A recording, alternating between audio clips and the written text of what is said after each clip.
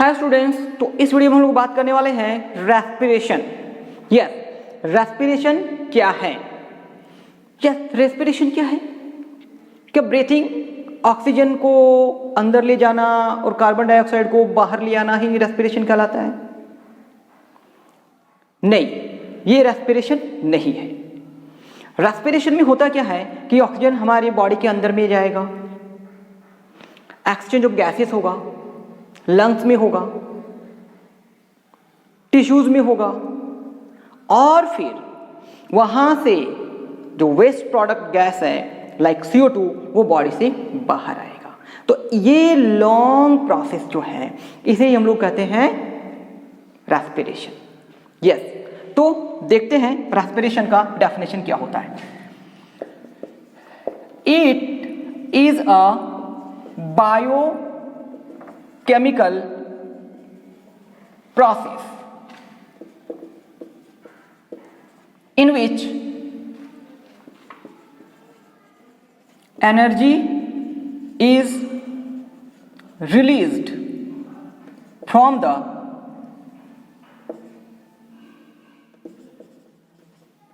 food, that means digested food.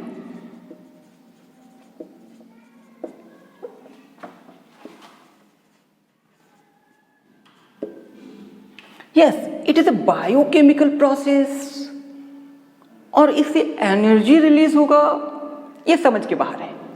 But देखिए, biochemical process का मतलब ये हुआ, केमिकल प्रोसेस तो होगा but bio that means living things में होगा। तो कोई केमिकल प्रोसेस लिविंग थिंग्स में हो रहा है, simple, that is called biochemical. अच्छा, तो इसमें डाइजेस्टेड फूड से, जब भी हम यहाँ पे फूड का बात करेंगे तो आपके माइंड पे ये होना चाहिए कि डाइजेस्टेड फूड है, नहीं तो कोई ये कन्फ्यूजन नहीं हो कि ये फूड जैसे हम लोग जो डाइट खाते हैं वहाँ से एनर्जी मिल जाएगा, बट ये पॉसिबल नहीं है।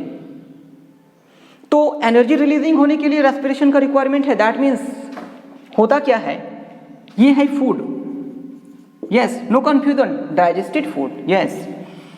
और जैसे इनको ऑक्सीजन मिलेगा, यस, ये यहां से कार्बन डाइऑक्साइड, ये यहां से वाटर और ये यहां से एनर्जी रिलीज करेंगे। This is called respiration.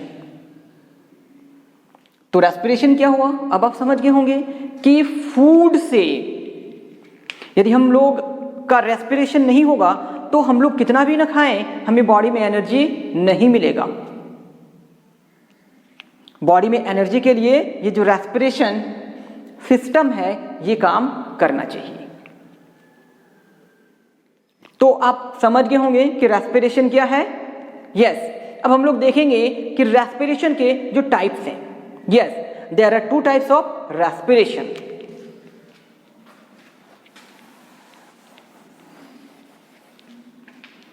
एक है एरोबिक रेस्पिरेशन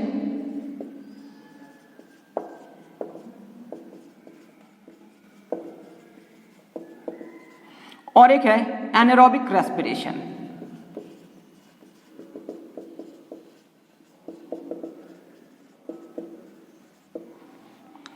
तो एरोबिक रेस्पिरेशन क्या है और एनारोबिक रेस्पिरेशन क्या है, इसको हम लोग अभी डिस्कस करने वाले हैं।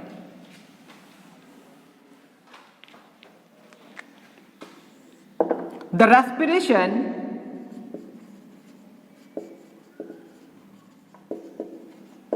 which takes place in the presence of oxygen is called aerobic respiration. Yeah, यदि कोई रेस्पिरेशन ऑक्सीजन के प्रेजेंस में हो रहा है, यदि कोई रेस्पिरेशन ऑक्सीजन के प्रेजेंस में हो रहा है तो वैसे रेस्पिरेशन को क्या कहेंगे हम लोग, एरोबिक रेस्पिरेशन। तो होता क्या है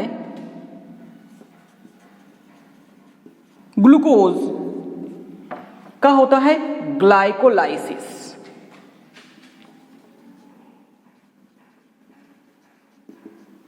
और ये ग्लाइकोलाइसिस कहां पे होता है?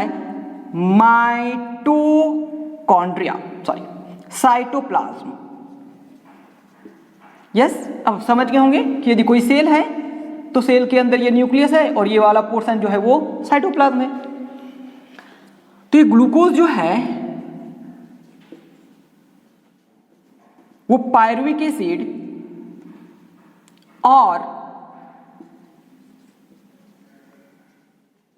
पायरुवेट में कन्वर्ट हो जाता है, प्लस स्मॉल अमाउंट में एनर्जी भी रिलीज होता है। यस, तो क्या बताएं? ग्लूकोज का ग्लाइकोलाइसिस साइटोप्लाज्म में होगा, ये pyruvic acid and small amount में एनर्जी, या फिर पायरुविक एसिड को पायरुवेट भी कहते हैं। अब यहां पे ऑक्सीजन, तो excess of oxygen means oxygen ज्यादा है, तो ये माइटोकॉन्ड्रिया में ये काम होगा। यस, माइटोकॉन्ड्रिया कहां प्रेजेंट होता है? Do you know? Yes, cell के साइटोप्लाज्म में प्रेजेंट होता है। सेल ऑर्गेनेल है, powerhouse of the cell कहते हैं। अच्छा, तो एक्सेस ऑफ ऑक्सीजन में माइटोकॉन्ड्रिया पे क्या होगा? अब ये CO2 में, फिर H2O में, और यस यहां पे है ATP। कितने ATP? 38 ATP मॉलिक्यूल, यही है एनर्जी। क्या है ये? दैट मीन्स फूड से एनर्जी मिलता है वो ATP के फॉर्म में। और कितने मॉलिक्यूल्स ऑफ ATP बनते हैं? 38 ATP। इसका फुल फॉर्म हुआ एडिनोसिन ट्राइफॉस्फेट। तो ये समझ गए ऑक्सीजन के एक्सेस में क्या हो सकता है। समटाइम्स क्या होता है कि जब ऑक्सीजन का लैकिंग होता है, कमी होता है, जब ज़्यादा अमाउंट में नहीं होता है, तो उस समय भी हमारी बॉडी में एनर्जी तो मिलते हैं बट बहुत कम अमाउंट में बनते हैं, और साथ ही साथ उसमें लैक्टिक एसिड का भी फॉर्मेशन होता है। यस, तो सेकेंड स्टेप क्या है? जब ऑक्सीजन कम होगा तो क्या है? ये ग्लूकोज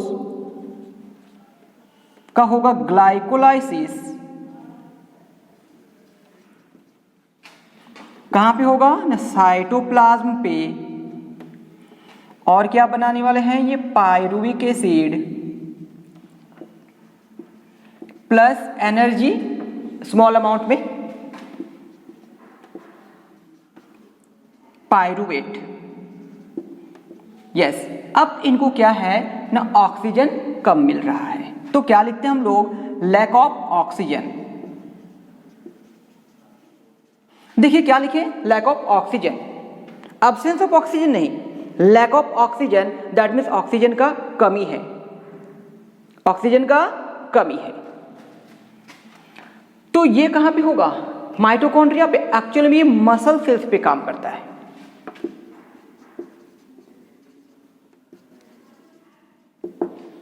मसल सेल्स पे काम करता है, मसल सेल्स पे काम करता है। समझ रहे हैं ना? माइटोकॉन्ड्रिया तो वहां पे प्रेजेंट होगा ही, लेकिन सिर्फ मसल सेल्स के माइटोकॉन्ड्रिया पर।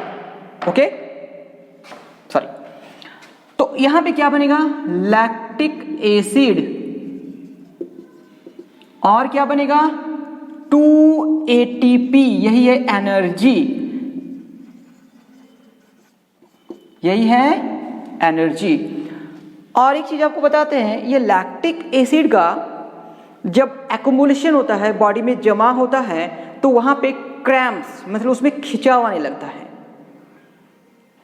तो आप देखे होंगे कि प्लेयर्स जब बहुत देर तक खेल रहे होते हैं तो उनके पैरों में क्रैम्प्स आ जाता है, खिंचाव आ जाता है, मांसपेशियों में खिंचाव आ जाता है।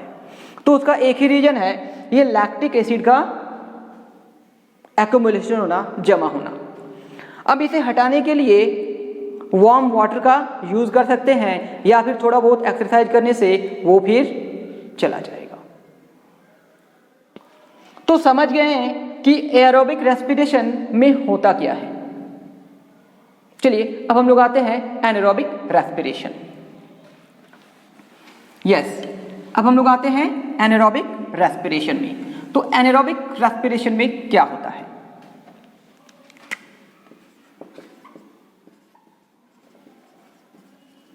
Anaerobic respiration, the respiration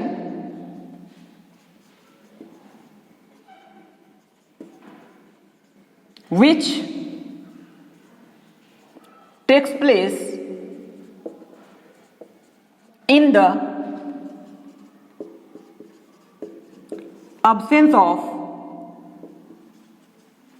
oxygen is called anaerobic respiration।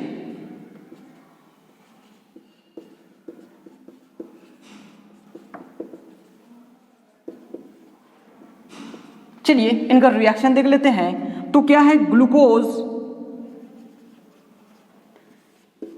तो क्या होगा यहां पे ग्लाइकोलाइसिस कहां पे होता है? यस, साइटोप्लाज्म में होता है। और ये क्या बनाएंगे? ये भी बनाएंगे पायरुविक एसिड प्लस एनर्जी, और इसको पायरुवेट भी बोल सकते हैं।